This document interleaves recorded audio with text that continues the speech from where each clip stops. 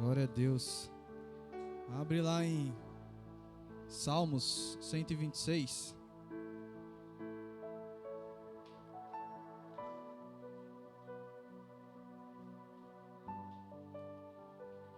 Obrigado, pastor. Glória a Deus.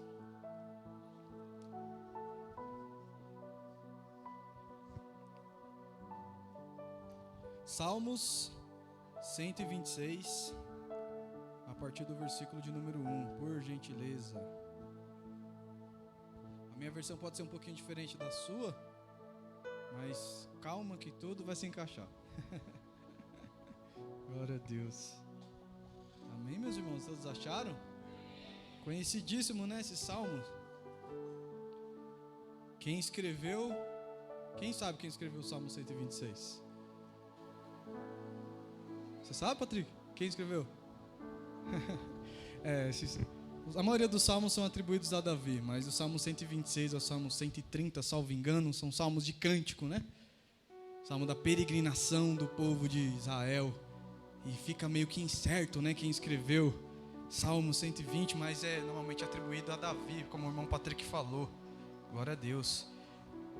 Vamos ler, meus irmãos? Salmo 126, a partir do versículo 1, tá bom? Minha versão diz assim: quando o Senhor trouxe do cativeiro os que voltaram a Sião, éramos como os que estavam sonhando. Então a nossa boca se encheu de riso e a nossa língua de cânticos. Então se dizia entre as nações: grandes coisas fez o Senhor por eles.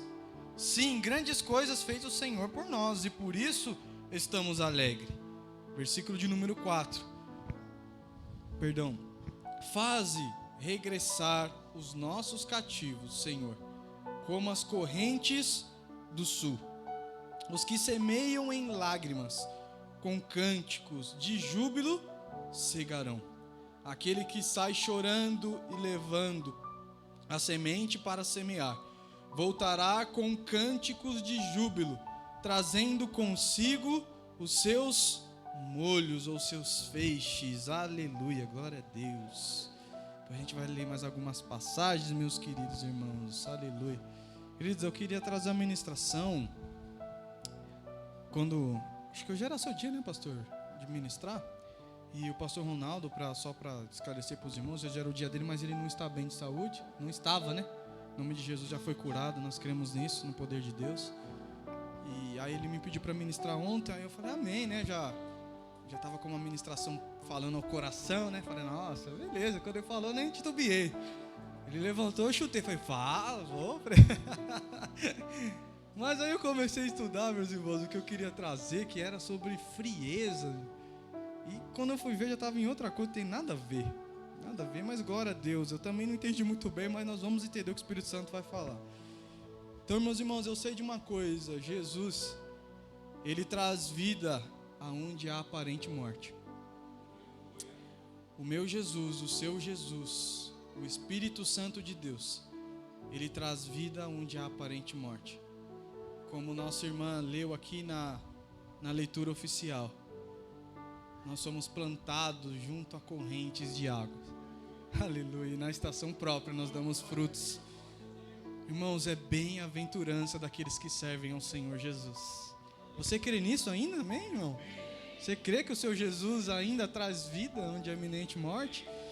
Meus queridos, o versículo de número 4 é onde eu quero extrair a mensagem. E eu não sei se a sua versão possa ser um pouco diferente da minha, né? Algumas versões, em vez de falar como correntes no sul, ele vai falar como no Negueb. Alguém tem uma versão assim? Irmão Ronaldo? Como diz sua versão, irmão Ronaldo, por gentileza? Como as torrentes no Negueb, né? Mas alguém tem alguma versão parecida com essa? Ou diferente de dessa? Mas, irmãos, nós vamos entender o porquê disso. Aqui, antes de qualquer coisa, irmãos, esse Salmo 126, nós sabemos que ele, como eu já disse antes, ele foi escrito como um salmo de cântico ao Senhor, né? Diz aí os teólogos que eram salmos que eram lidos durante a peregrinação que o povo de Israel fazia a caminho do templo, né? A caminho de Jerusalém, quando eles iam cultuar o Senhor Jesus, muitos saíam de muito longe. E esse daqui era um dos cânticos, então não sabemos ao certo quem que escreveu. Mas é um salmo que ele vai trazer a seguinte conotação, e é muito simples de entender isso. Nós olhamos, quando a gente vê o versículo de número 1, que a gente vê lá falando, quando o Senhor trouxe do cativeiro. Cativeiro, o que era o cativeiro? Era o momento do exílio. Quem que passou pelo exílio, pelo cativeiro? Quem sabe? O povo de... Amém. Vocês estavam só com medo, tá vendo como vocês sabem? O povo de Israel. Eles foram, nós bem sabemos que pela sua desobediência e o seu pecado, Deus havia avisado eles: não faça isso, não faça aquilo, não se afaste, não adore outros deuses, não faça outro. E nós sabemos que eles não conseguiram ser fiel a esse mandamento do Senhor. E Deus já tinha dado um juízo, uma promessa. Ele já tinha falado: se vocês desobedecer, vai vir as consequências. E aquele povo, assim como eu e você, nós somos assim, nós desobedecemos ao Senhor. E muitas vezes vêm as consequências sobre as nossas vidas. Muito do que nós passamos hoje é o que nós plantamos há um tempo atrás. Infelizmente faz parte da vida. Se nós não sabermos viver, como diz uma música secular, que fala que quem espera que a vida seja feita de ilusão vai ficar maluco e morrer do coração, né? Morrer de solidão, alguma coisa assim, né? E ele diz no final: é preciso saber viver. E essa é uma realidade, meus irmãos. O irmão Felipe está pregando heresia, está cantando música. Não é isso, meus irmãos. Isso é uma forma poética do autor ter escrito essa música. E é uma realidade para nós. Nós precisamos saber viver. E aquele povo de Israel, por não ter dado ouvido, eles foram levados cativo. Diz a palavra do Senhor Jesus que no rei Nabucodonosor, o Grandmaster da Babilônia, né? O rei da Babilônia levou aquele povo cativo. E nós sabemos que aquele povo, eles sofreram duras penas, severas consequências. Uma das consequências de que esse povo foi levado cativo foi uma das primeiras destruições do templo. Quem lembra disso na palavra de Deus? O templo foi destruído. E nós sabemos que o templo, ele simbolizava a presença de Deus. Se não tivesse templo, não tinha presença de Deus, porque era onde Deus derramava a sua presença e ministrava ali aos sacerdotes o que ele queria passar para o povo. Então, queridos, esse salmo está falando: olha, quando nós saímos desse período do cativeiro, que durou quantos anos, meus irmãos? Olha só, os irmãos, é Bíblia mesmo, 70 anos durou esse período de cativeiro, 70 anos que o povo ficou distante daquilo que eles tinham como uma promessa, que era a promessa de ser povo de Deus. Felipe, eles deixaram de ser povo de Deus? Não, mas eles deixaram de ter a maior riqueza que eu e você ou qualquer ser humano pode ter: a real presença de Deus. E meus irmãos, quando não tem presença de Deus, não tem vida. Quando não tem presença de Deus, não tem alegria. Quando não tem presença de Deus, não tem felicidade. A tristeza profunda, a amargura de almas, falta um sentido na vida. Falta um propósito pela qual viver. Diz um certo sábio que aquele que não tem um motivo pela qual morrer, um propósito pela qual morrer, ele também não tem um motivo pela qual viver. E nós sabemos que o nosso motivo de vida ou morte é Jesus Cristo. No momento que mais apertar, meus irmãos, eu tenho certeza. Felipe, mas não são todos, mas eu tenho certeza que o Espírito Santo que está sobre a igreja, se vier uma grande perseguição, você e eu vamos ser fiéis até o fim e falar: nós entregaremos as nossas vidas, porque isso não vem de nós, é dom.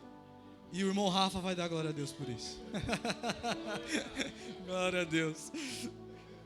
Meus irmãos, esse período foi um período muito triste. E quando eles saem desse período, em que a presença de Deus fez tanta falta, trouxe tanto prejuízo àquele povo, eles foram tão humilhados.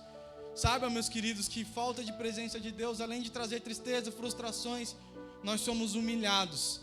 E por um que não é carnal, ele é espiritual. Nós somos humilhados pelo adversário das nossas almas, que vem toda hora nos apontar e falar: tá vendo? Você não tem presença de Deus, você não tem plenitude, você não tem vida. Como que você vai dobrar o seu joelho? Como que você vai orar? Vem um que sempre vem nos acusar. Queridos, nós somos humilhados e é assim que aquele povo sentiu. Mas no caso ali foi no físico, não somente no espiritual. Então, só para eu ser mais breve aqui, apesar que hoje tem mais tempo, graças a Deus. Os irmãos estão dando glória, aleluia. Então, queridos, aqui o autor está relatando quando Deus nos tirou dessa condição, porque Deus havia dado uma promessa. E quem se lembrou dessa promessa foi quem? Profeta? Daniel. Pastor Ronaldo, parabéns. Profeta Daniel, quando ele começou a ler lá, que ele olhou e falou: peraí, já deu o tempo. E ele foi para a presença de Deus orar. Senhor, já deu o tempo do exílio, o Senhor profetizou, o Senhor já tinha determinado que iria durar X tempo. E pela profecia aqui, estou falando com as minhas palavras, resumidamente, óbvio. Mas já deu o tempo, Senhor Jesus. E ele foi buscar a presença de Deus e Deus começou a se revelar àquele profeta. E nós sabemos então que aquele povo sai do exílio. E é um dos cânticos que foi escrito foi isso.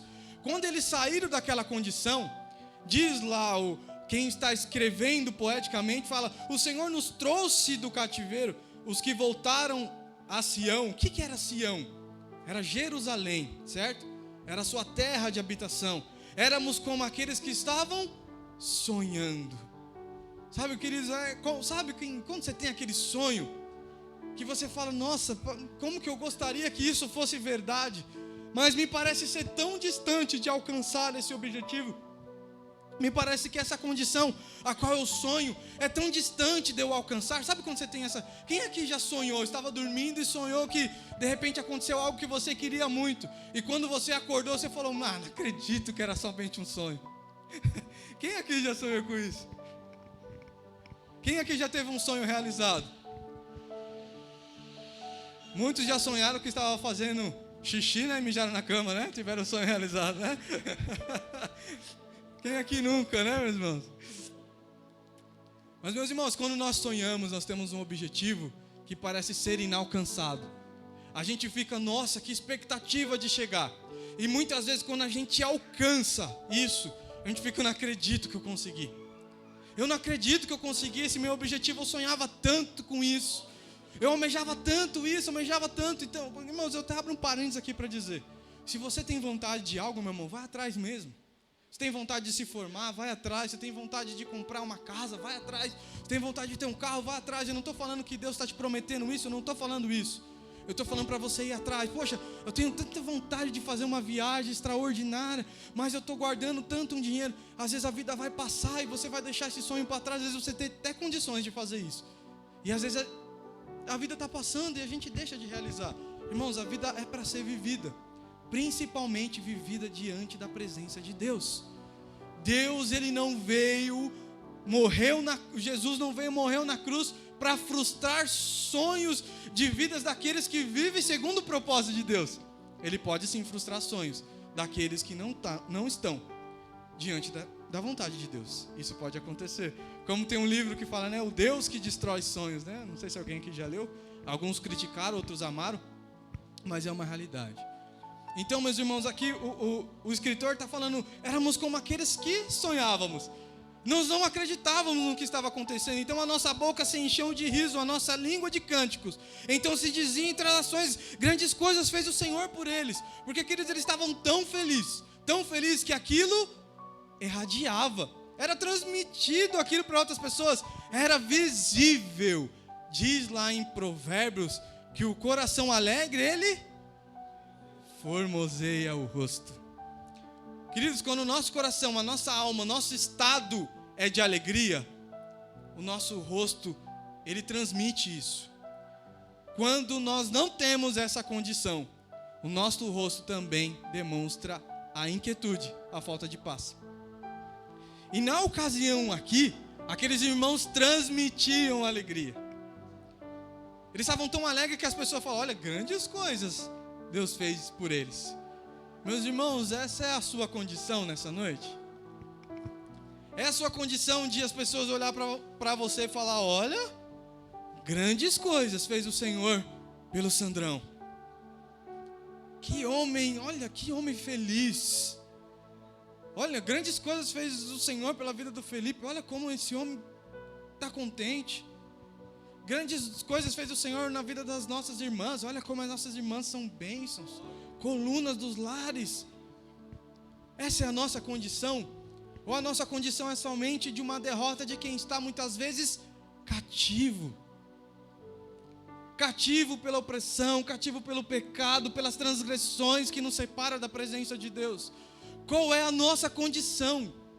O que nós estamos transmitindo ao mundo que nos olha e nos vê? No sentido de querer buscar uma referência. Meu irmão, pouco importa se alguém olha para você e julga. Não estou falando disso. Eu não estou falando daquele que olha para te acusar, para te apontar, mas no sentido de olhar para nós e ter uma referência de falar: eu preciso disso também. Eu preciso carregar isso que essa mulher, que esse homem, que essa jovem, que esse menino, que essa menina, que essa criança carrega. Eu preciso saber o que é. O que ele faz tão feliz, o que ele faz tão confiante, de uma certeza que parece ser inabalável, incontestável. O que é essa condição que faz essa pessoa ser assim? Ou a gente só tem palavras de derrota? Quando nós nos ajuntamos uns com os outros, é só palavra de derrota. Nós não temos uma palavra de expectativa, nem simplesmente falar: calma, o nosso Jesus está voltando. Qual é a nossa condição? Ou de olhar, né, como o pastor Francisco disse uns tempos atrás aqui, fala: misericórdia, você está doente? Fulano morreu disso, hein? Vixe, não queria falar não, mas olha essa sua tosse aí, teve um cachorrinho meu lá que estava assim e partiu. Sabe, meus irmãos, ou a gente só tem negatividade porque a nossa condição, ela vai transmitir o que nós somos realmente. Sabe, a gente consegue fingir, meus irmãos, durante pouco tempo, aquilo que nós, mesmo se a gente tenta esconder quem nós somos, isso dura pouco tempo. Ninguém consegue fingir o tempo todo. É transmitido quem nós somos, através das nossas falas, através da nossa maneira de viver. E aqui naquela condição eles estavam muito felizes. E aí nós vamos lá para o versículo de número 4. Então, irmãos, o contexto imediato é a saída do povo, né, do período do exílio, do cativeiro. Então esse é o contexto imediato de Salmo 126. Os irmãos entenderam até aí? Amém? Não dormiram não, né? Aleluia.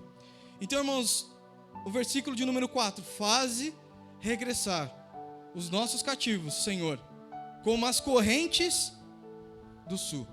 Como diz a versão do irmão Ronaldo, como as torrentes no Negueb. Faz-nos ter esperança, retornar. O que o escritor está querendo dizer? Isso daqui é uma expressão idiomática. Se falavam sobre isso na vigília na casa da irmã Sandra, quando ela pediu para a gente falar acerca de Eclesiastes 12, se não me engano. Lança o teu pão sobre as águas. Ali é uma expressão idiomática. O que isso significa, filho? Por que você está falando difícil? Calma, é uma, como eu posso dizer, uma metáfora. Né? Como eu dizia lá, né? Olha, foi um tiro no escuro ter chamado Felipe para ministrar. O irmão Samuel já... Foi um tiro no pé. Sabe essas expressões? Olha, pode tirar o cavalinho da chuva, Samuel, que você... Amém, né, irmãos? Deus está falando. Pode tirar o seu cavalinho da chuva. Isso são expressões idiomáticas, certo? São metáforas, sentidos figurados, vamos assim dizer.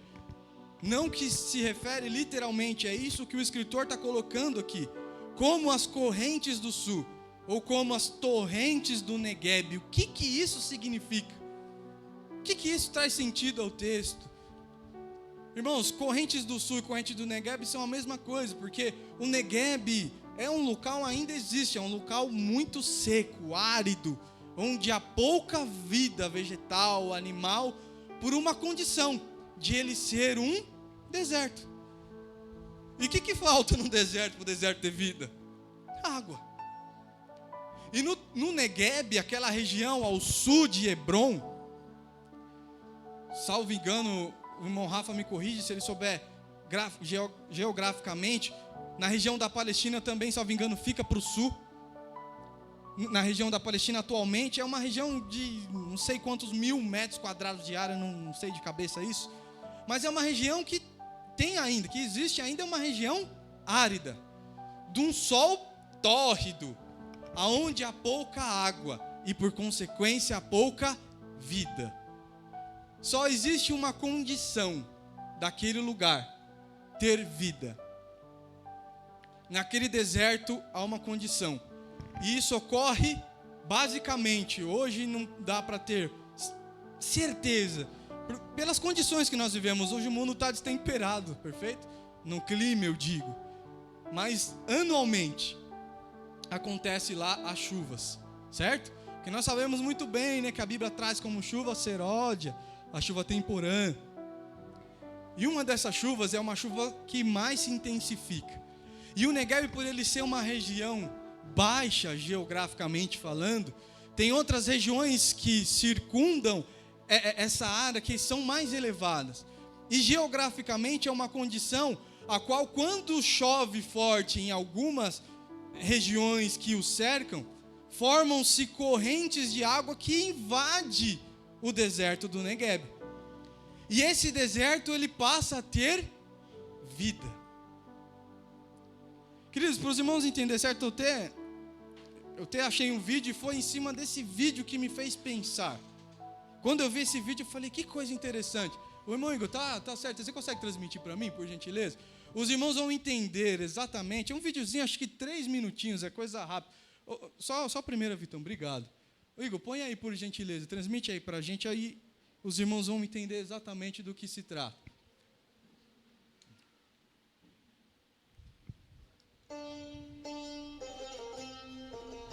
Olha lá, irmãos, esse é o deserto do Negueb.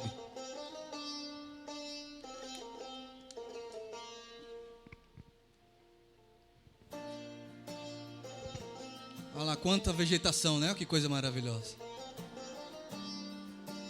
Quase nada, né, irmãos?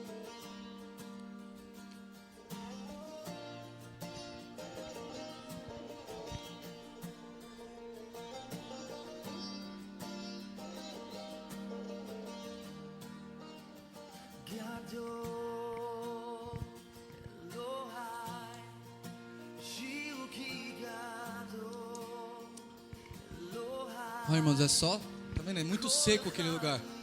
Tá vendo essa corrente que está vindo? Isso é uma das correntes do Negueb, que acontece desde os tempos antigos, lá na Bíblia.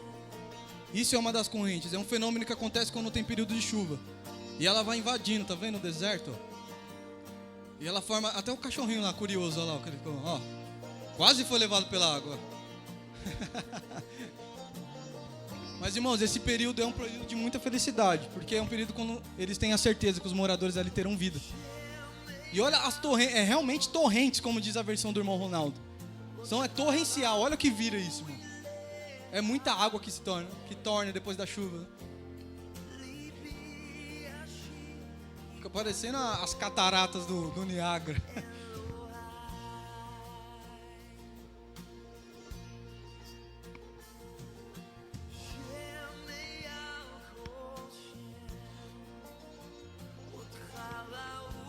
Impressionante, né, meus irmãos? Isso acontecer em meio ao deserto.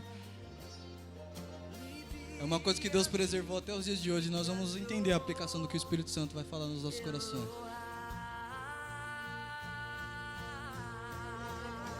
Glória a Deus.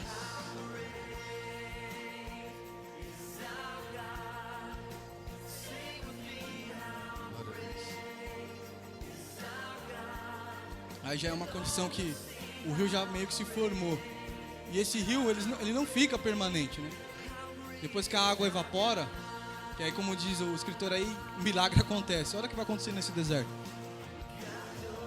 Aleluia, glória a Deus. Glória a Deus.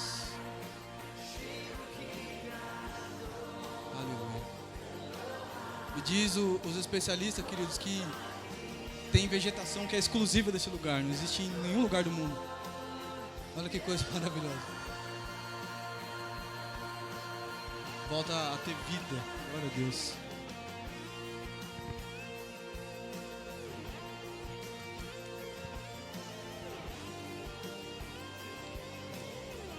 Glória a Deus. Amém. Obrigado, irmão. Pode acender a luz aí, Vitão. Glória a Deus. Queridos, essa é a condição das torrentes do Negueb. Quando chega essa circunstância, torna a ter vida. Os irmãos entenderam? E é isso que o Espírito Santo quer falar em nossos corações. Em meio à iminente morte, visivelmente, meus queridos, se cai um avião num lugar desse daqui, se você está num avião, ou se você está numa, sei lá, fazendo um passeio, eu fui visitar as regiões de Jerusalém, para aqueles lados, fui fazer um tour, Deus nos deu condições, e quem toma posse fala glória a Deus, de visitar aquelas regiões. E de repente acontece uma pane, e o seu veículo fica parado lá, e vai ter que não consegue se comunicar, você está perdido num lugar desse. Com certeza vai bater um desespero, vai falar, eu vou morrer. Não tem vida, só deserto, são quilômetros e quilômetros e quilômetros de deserto árido. Se cai um avião ali de repente e consegue sobreviver a uma queda, conjecturando aqui, você vai olhar para a circunstância e falar, eu vou morrer. Eu não morri na queda do avião, mas eu vou morrer nesse lugar. Não tem vida. Em meio a condições extremas, em meio a circunstâncias que falam, não tem vida, muitas vezes o nosso coração está assim. O nosso coração não tem espaço para a vida. Está mais seco do que o deserto do Negueb. E nós olhamos para dentro do nosso coração e a gente tenta buscar uma esperança. E a gente não encontra nada. Senhor, estou morrendo. Me falta água.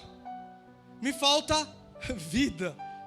O meu coração, Senhor, está seco como o Negueb, o deserto do Negueb. Meus irmãos, há uma condição que nós vamos ler que o próprio Jesus nos deixou lá no Antigo Testamento depois eu peço que os irmãos abram em João 7, mas antes de João 7, você vai abrir lá em Isaías, por gentileza, Isaías 44, por favor.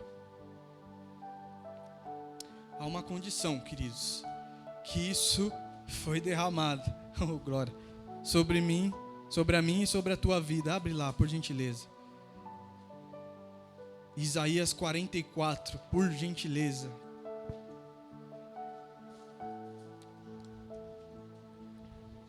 Todos acharam? Versículo de número 1 até o versículo de número 4. Diz assim a minha versão: agora, pois, ouve, ó Jacó, servo meu, ó Israel, a quem escolhi.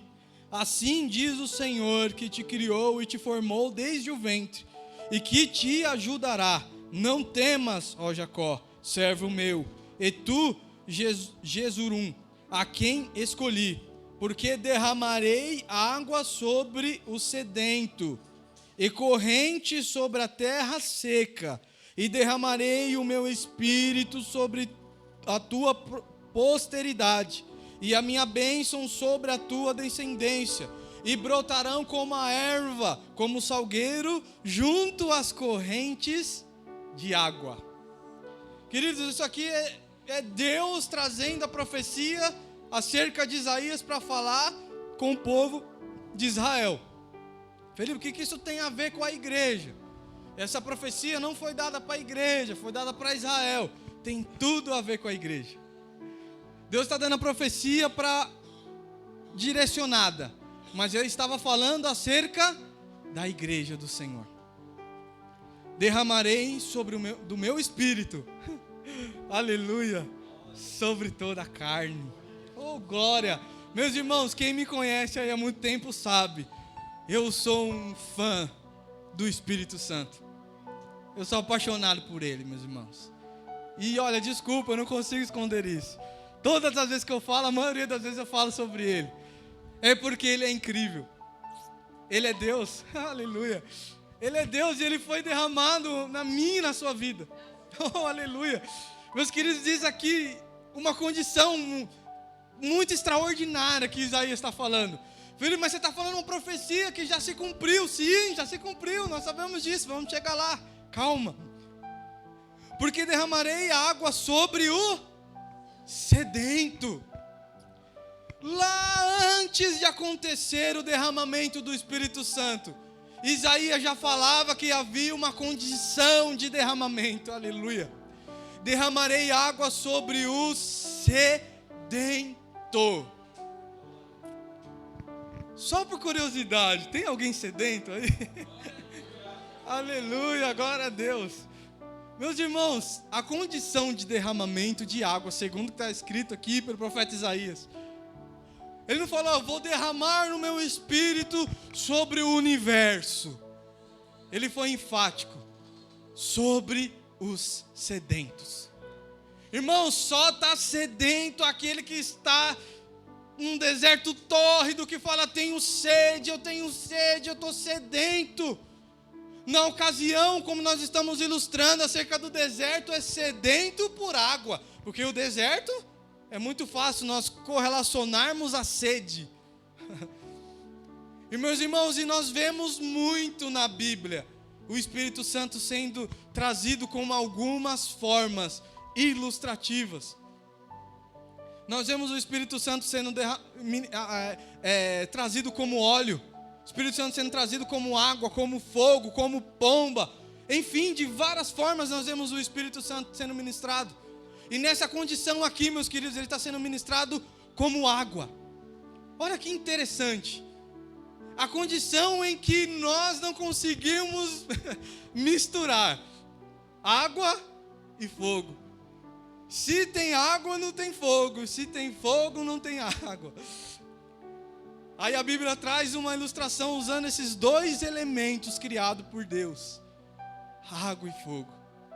A condição de que Deus falou, vou derramar sobre você, aleluia, o meu Espírito Santo, água sobre o sedento, vou derramar. Lá em João, mais para frente, ele fala, vai vir um que eu não sou digno de desatar de amarrar as sandálias dos seus pés. Ele vos batizará com Espírito Santo e com fogo. Meus irmãos, sabe que eu acho isso muito interessante, mas muito interessante? É porque água, ela significa vida. Está sendo ilustrado o Espírito Santo. E o fogo, o que significa? Poder. Meu irmão, um incêndio em grandes proporções, ele se torna incontrolável.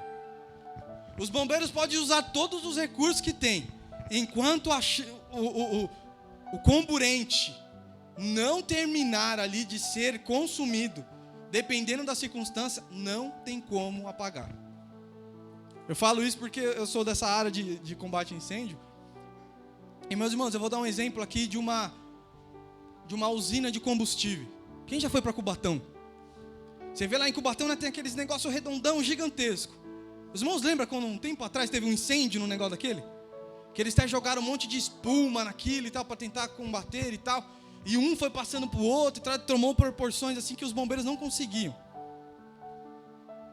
O fogo intensificado, ele tem um poder absurdo, incontrolável. Sabe, às vezes parece ser muito retrógrado ministrar sobre isso. Parece ser muito antiteológico, talvez, não sei. Permita a minha audácia.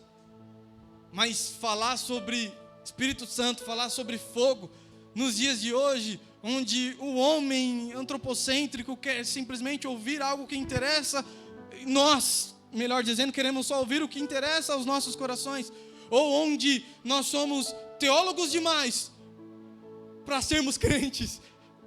Não sei se os irmãos entendem essa conotação. E onde a minha Bíblia, a sua Bíblia vai falar que nós precisamos ter conhecimento da palavra e poder de Deus. Onde a nossa Bíblia vai falar que nós precisamos ser cheios do fogo do Espírito Santo para nós termos poder. E meus irmãos, e quando eu falo e quando eu leio acerca do fogo, eu não estou falando daquilo que não se refere na Bíblia. Eu não estou falando daquilo que os homens inventaram como poder de Deus. Eu estou falando como um fogo remidor, que reme o homem e a mulher da justiça, do pecado e do juízo, aleluia. Aquele fogo que vem e nos consome, que nos purifica, que nos traz uma nova vida, um novo rumo, que a gente não sabe explicar, mas é algo que queima como uma chama dentro de nós, e nos consome ao ponto de nós falarmos: eu não quero mais pecar. Quem somos nós para nos direcionarmos como criaturas tão imperfeitas a um Criador soberano e falar: Senhor, eu quero mais de Ti, eu quero mais de Ti, enche minha vida, enche minha vida. Queridos, é uma condição dada pelo Espírito Santo, com um fogo que não é ofertado para nós ficarmos rodando como um peão, mas é algo que transforma vidas, que faz de mim um sem caráter, em ser vergonha, alguém que forma um caráter ilibado em Cristo, alguém que traz uma reputação incontestável. Esse é o fogo que o Espírito Santo nos traz. Nós estamos indo para cá, de repente nós somos cheios desse fogo e nós voltamos em meio à multidão.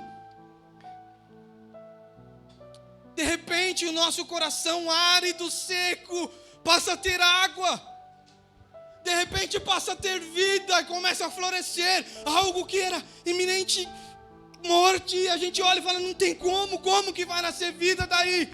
Aí vem alguém chamado Espírito Santo, e ele vai contra tudo e contra todos e fala: sim, eu ponho vida, aleluia, aleluia, oh glória, aleluia. Meus irmãos, a iminente morte pode ser a circunstância da sua vida, mas a tua palavra está dizendo que tem vida de Deus. E vida de Deus, ela nos traz paz, alegria, nova perspectiva. Queridos, o nosso rosto formoseia. Quantos de nós estamos mortos como o deserto do Negueb?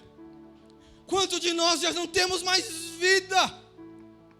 Ou fingimos ter vida, ou fingimos ser cheios de algo que estamos totalmente vazios.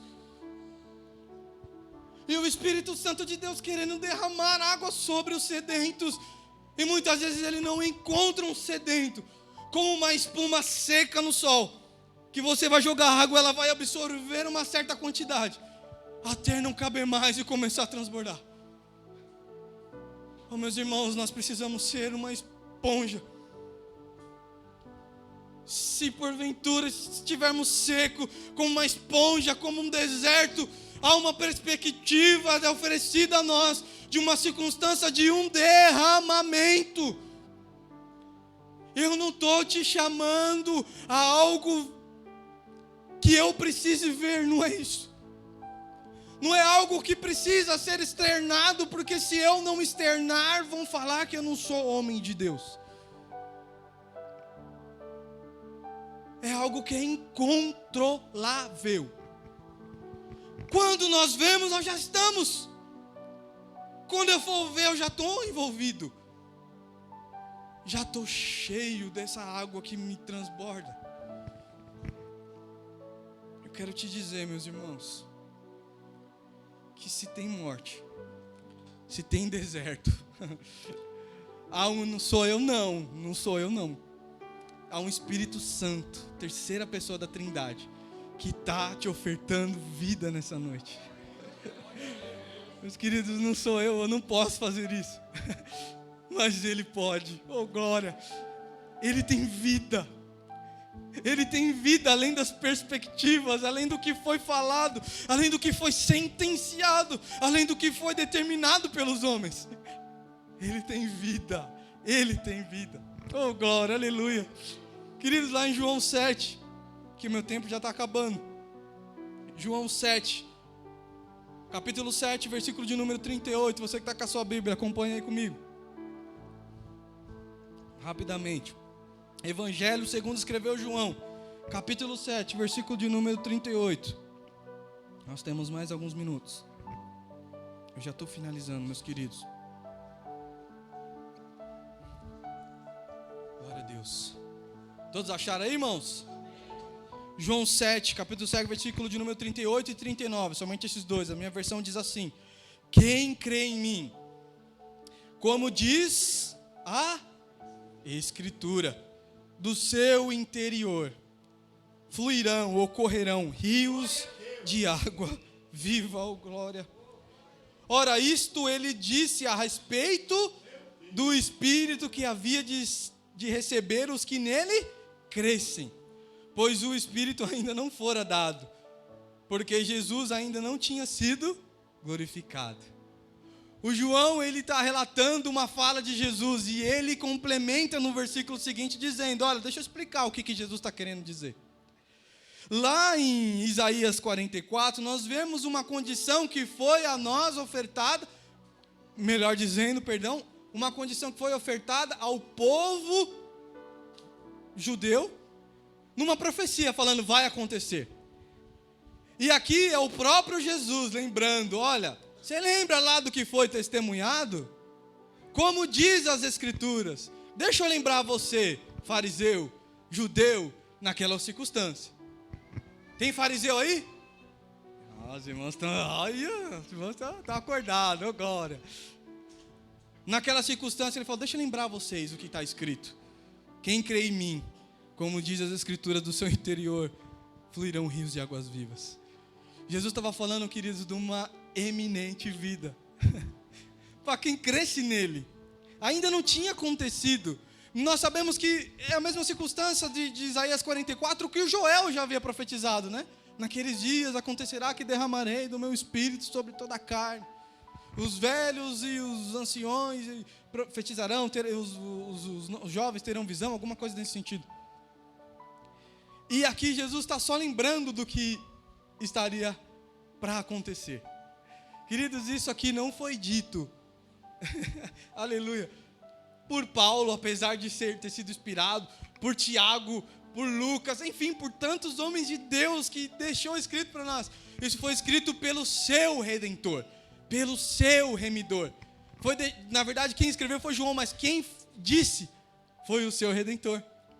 Foi o seu Remidor, Jesus Cristo o Nazareno, o Cristo de Deus, o prometido, o enviado. E ele falou, quem crê em mim, do seu interior fluirão rios de águas vivas. E teve essa condição derramada e ofertada lá em Pentecostes. Bem sabemos disso. Foi derramada uma autoridade a qual o mundo nunca experimentou igual. Foi ministrada um derramamento de uma autoridade a qual a ciência não pode ter. A qual a filosofia não pode trazer. A qual a ciência não dá para ser criado. Não tem como. Como vai explicar um cego, um paralítico, sei lá, alguém que sofre de alguma circunstância, colocar a mão sobre outro e falar em nome de Jesus Cristo, você está liberto. E essa pessoa se liberta, e aquele pela qual está orando não se liberta. Não tem como explicar. Mas isso é poder de Deus. É poder de Deus de um pecador, transgressor, como eu e como você, orarmos por vida e essas vidas serem libertas, serem alcançadas, colocar a mão sobre os enfermos, ser curados, expulsar os demônios. Essa condição, meus irmãos, não tem como ser replicada fora do Espírito Santo. Não existe essa condição. Todo esse combo é ofertado por uma condição plena de vida. Como assim? Eu explico e já vou finalizar. Irmãos, muitos de nós, ou muitas vezes nós, durante a nossa caminhada, nós nos sentimos sobrecarregados pelas circunstâncias de vida. Normal, isso vai acontecer mesmo.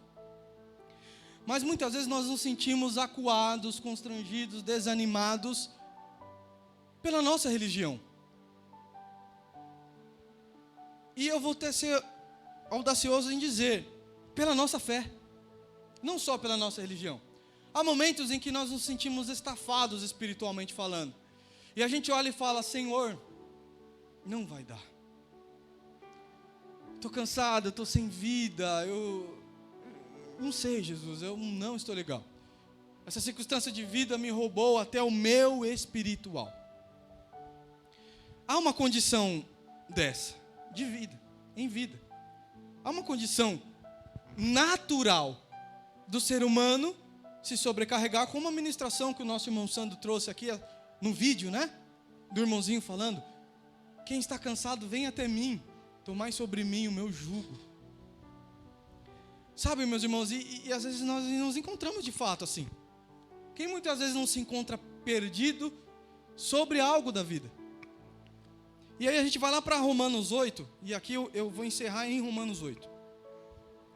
Quem está com a sua Bíblia quer acompanhar lá, Romanos 8, o capítulo 8, versículo de número 5.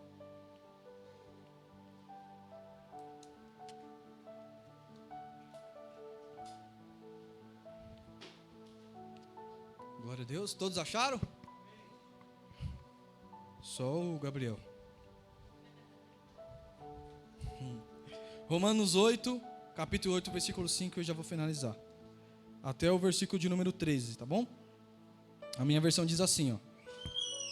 Pois os que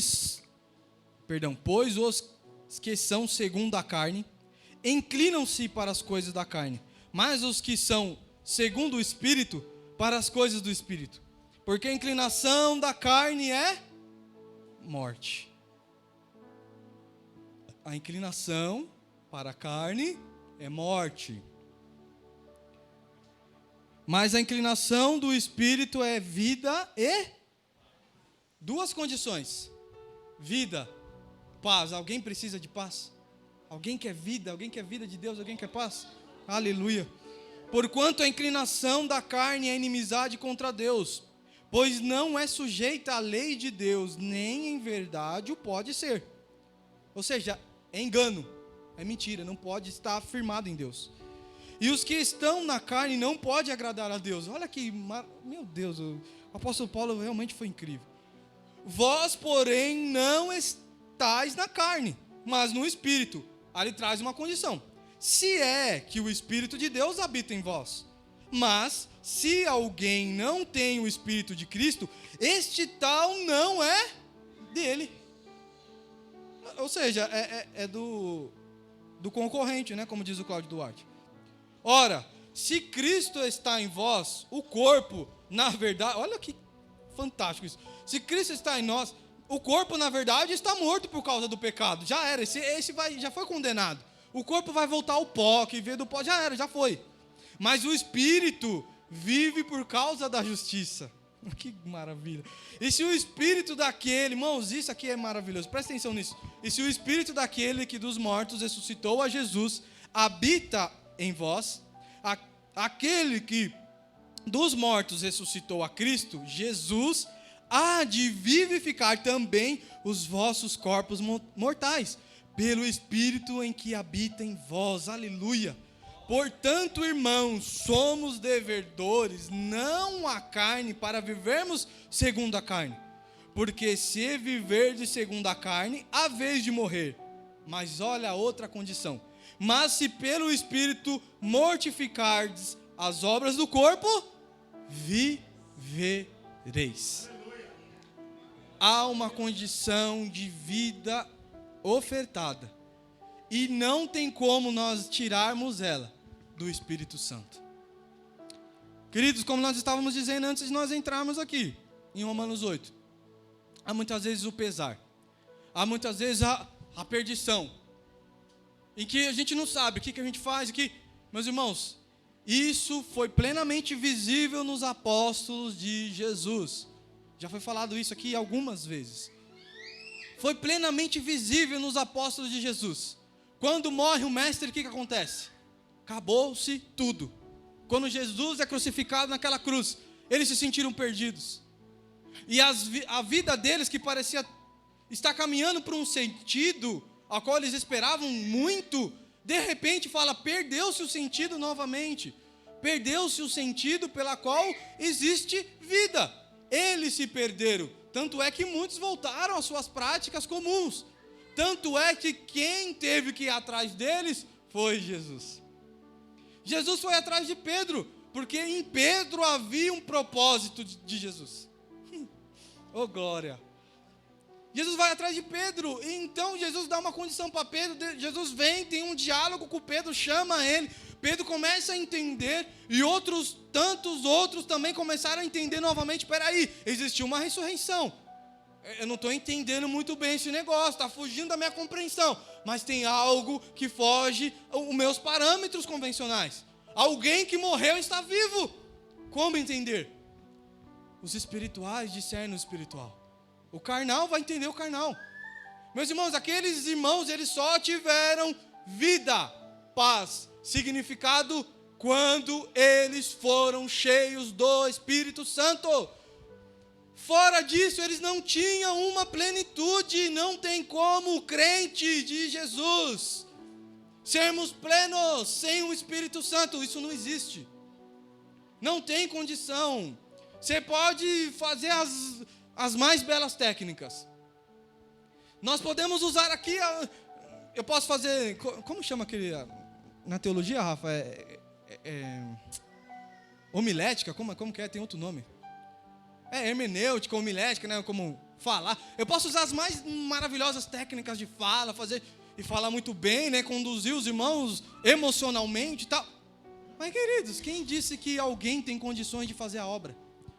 Essa obra só o Espírito Santo tem condições de fazer. Eu posso usar toda a minha eloquência. Se o Espírito Santo não for como uma flecha e alcançar, não tem jeito.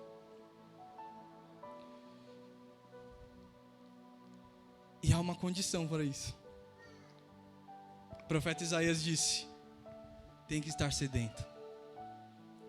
Tem que estar sedento, tem que estar sedento, morrendo de sede, morrendo de fome. Eu quero esse Espírito Santo. Eu quero ter vida. Aqueles homens foram cheios, estavam em obediência, de repente desce sobre eles e estão cheios. A vida deles passou a ter total sentido. Tanto é que aqueles homens, eles morreram no final.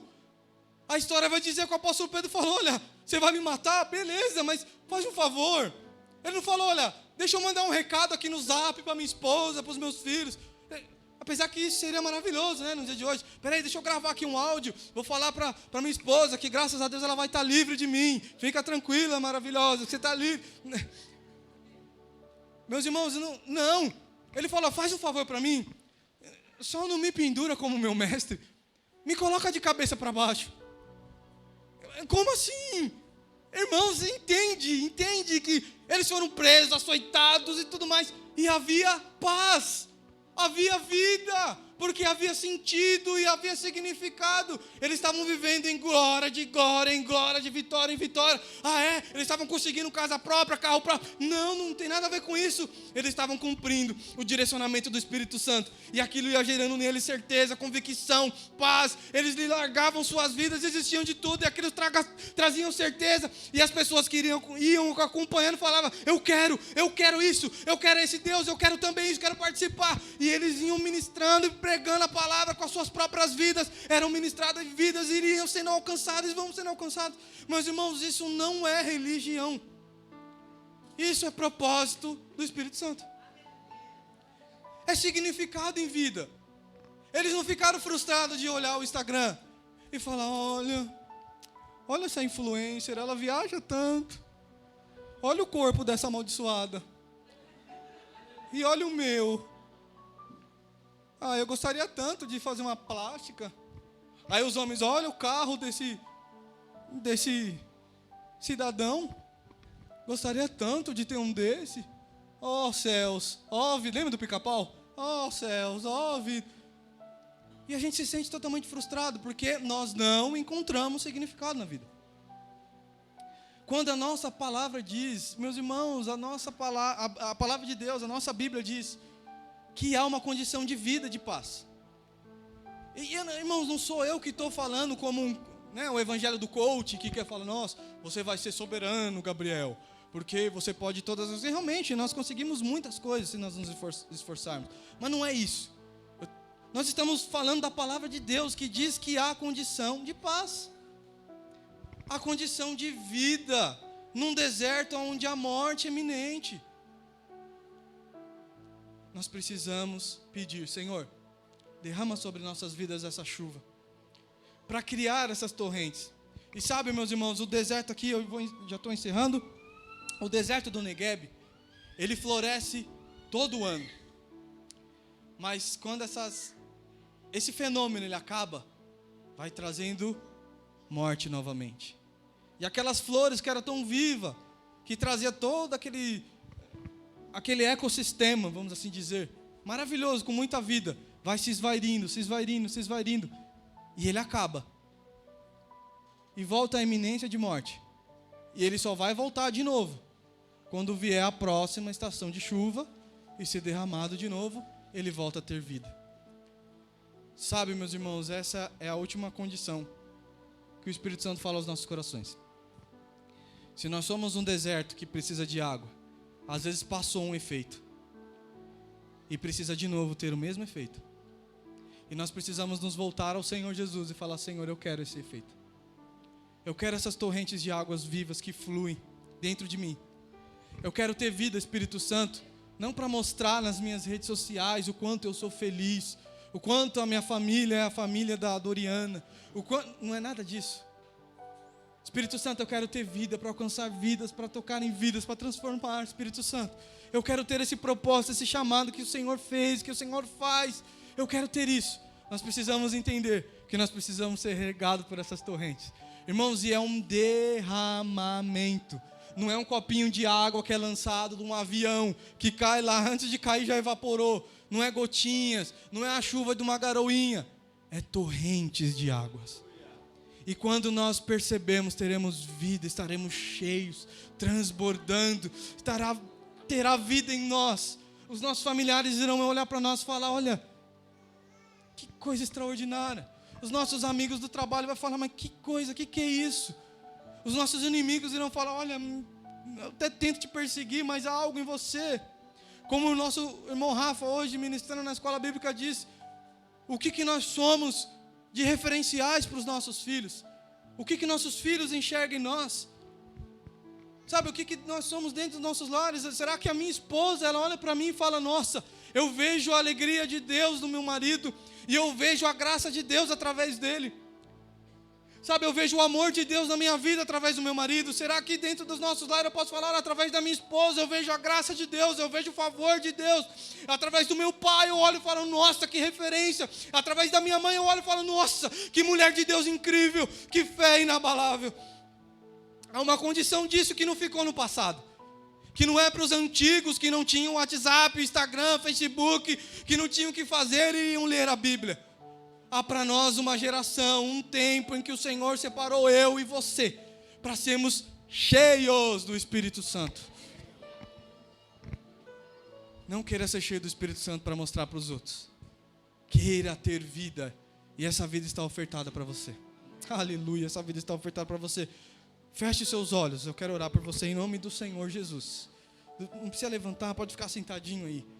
Só se liga no Senhor. Você que se sente como terra seca, se sente como deserto, árido, vazio, que não tem mais esperança, fala: Senhor, eu preciso mesmo de uma chuva que venha e regue o meu coração.